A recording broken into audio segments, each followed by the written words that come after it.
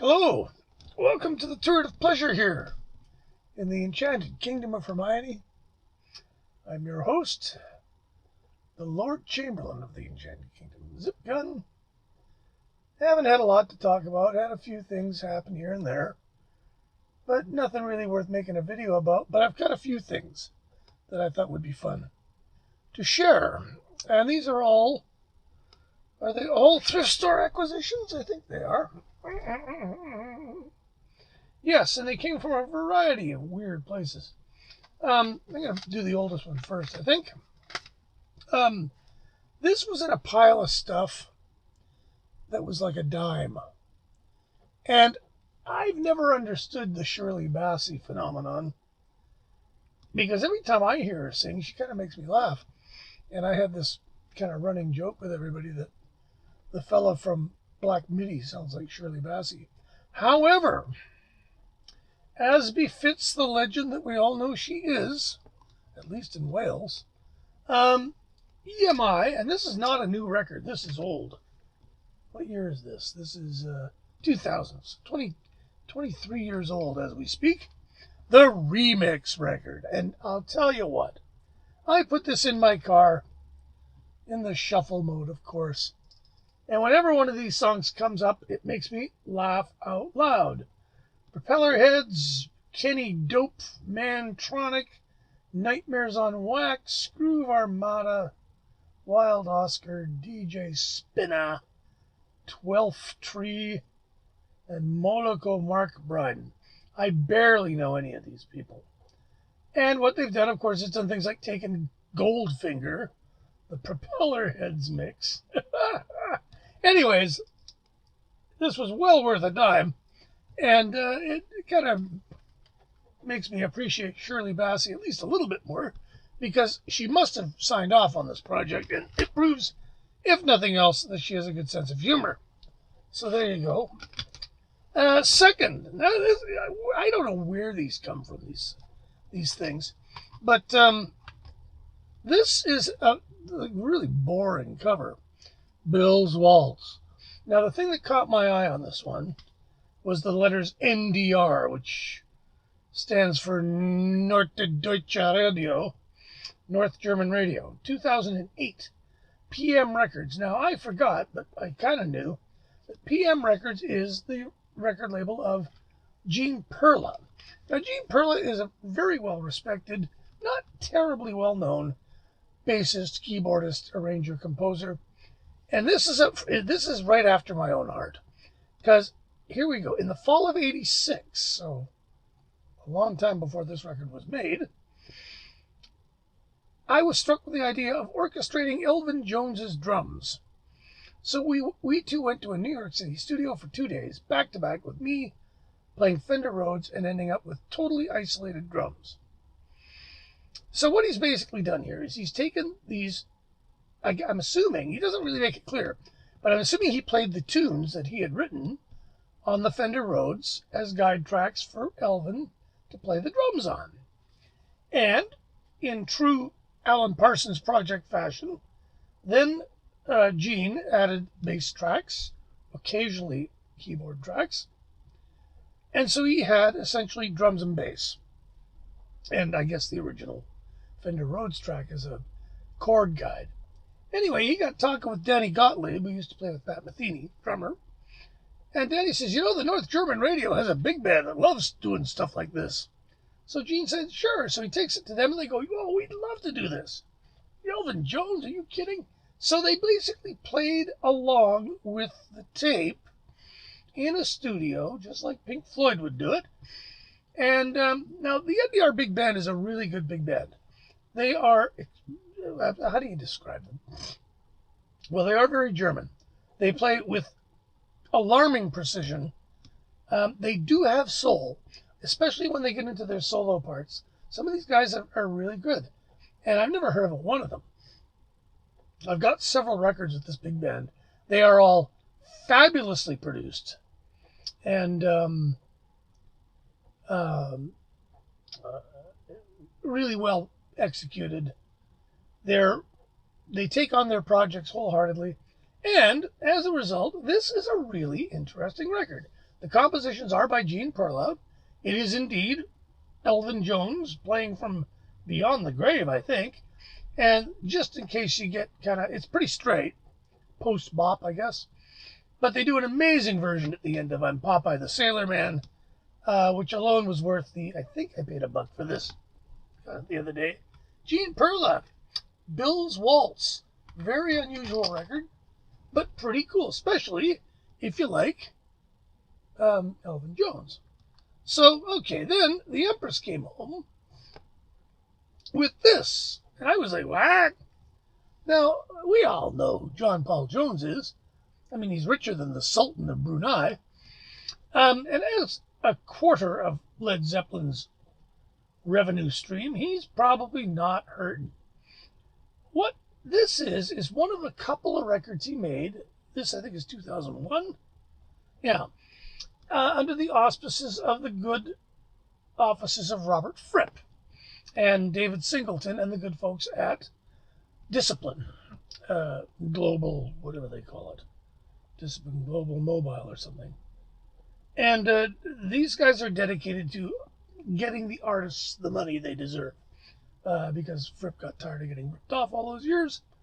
So it's a very, how do you say, morally sound enterprise. And so John Paul Jones, by gum, he gets to do a solo record where the lyrics are by Peter Blegvad, who used to be in Slap Happy, and he did some solo work. He worked with Andy Partridge. Very interesting, very creative fellow. And he writes the lyrics to 2 of the songs on here. The vast majority of the instruments on this record are indeed played by John Paul Jones, the exceptions being a really, really good guitar solo on the first song by Robert Fripp. And he's got a proper drummer, good drummer, guy by the name of Turl Bryant, who I've never heard of. Guest fellow on Chapman Stick on a couple of songs, Nick Beggs. And somebody named Adam Baum does a guitar solo on the song Angry Angry, which is, I think, a criticism of punk rock, which would be a lot better if it wasn't 6 minutes long and didn't have such silly lyrics. Things get dangerous when he sings. Most of the time it's not very good. But a lot of the time this record is like a pretty darn good fusion record, believe it or not. And again, he's one of these guys. Apparently he's in that supergroup, Vultures or whatever. And I should listen to that because this is the kind of guy I like to hear in a band context where he's kind of got his job to do. He does a really nice version of Down to the River to Pray on this, which is lovely.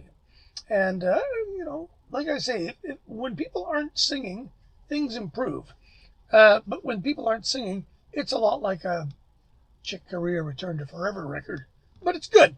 And thank you, Empress, for looking at this and going, gee, I think Zip might want this. And she was right. Moving right along. And now this looks like such a cheeseball thing. Compilation. And George Shearing, boy, when he gets syrupy, time to bring on the pancakes. He can get very syrupy.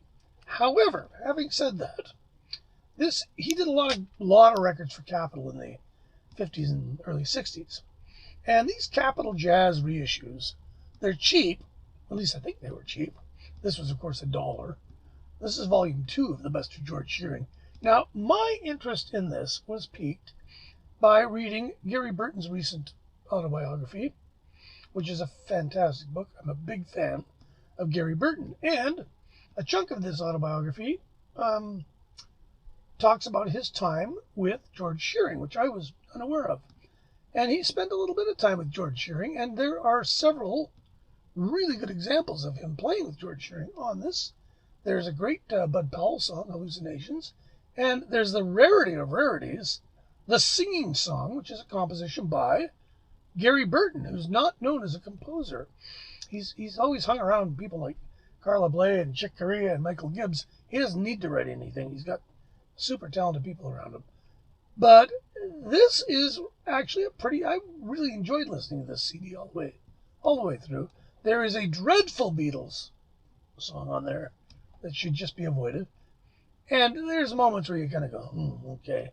If you were trying to seduce a young vixen in 1962, it might have been useful. But having said that, the guy is a real jazz player, and he plays really well. And the band's on here, lots of good players on here, other than Burton. So lots of good guitar players. Ron Anthony on guitar, John Gray on guitar, Dick Garcia on guitar. There's a trio with Israel Crosby and Vernon Furnell Fournier. That's actually really good. Anyway, again, it was $1. I bought it. I saw Gary Burton. Weird. And I'm delighted.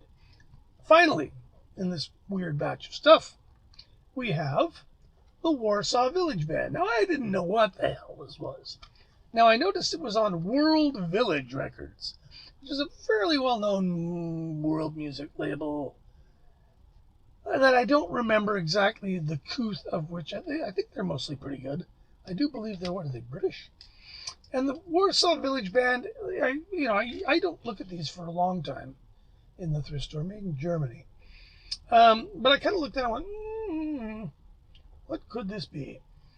Well, old Polish fiddle, bass, and voice, violin, baraban drum, frame drums, old Polish dulcimer. So what they look like to me anyway, is sort of an anarcho-punk, back to the roots Polish folk band who are not above raiding other cultures' musical traditions. So I know there's one Malian sounding song on here. And I was deeply suspicious of this. This is the kind of fusion that sometimes can be really not very good. These guys I quite liked.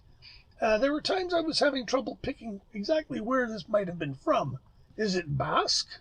Or is it maybe from Asia? I don't know. After a while, you don't care. It's all really good. It's sung mostly in Polish. So there's the Polish angle there, but I suspect that's simply because none of these people speak all the languages of the places that they have, appropriated, shall we say. So in other words, this is where cultural appropriation isn't a bad thing. It's actually pretty good. Makes for an interesting stew. I'll bet they play festivals all over the world, and, good for them. So there you go. That was 5. But those are 5 good ones. I bought a bunch of other stuff that was kind of not even worth talking about, and I haven't listened to it yet. Anyways, I figured I'd be avant-garde and actually listen to them before I talked about them on video. So there you go. Trying to keep that up. I'm trying to turn a new leaf for the new year. So thanks for watching, and don't forget to subscribe and stuff. I'll try and make more. I've been kind of lazy. Had a busy Christmas and stuff, so got snowed in. That was nice. Anyways, take care of each other, and have a great 2023, and we'll get back at you later. Take care.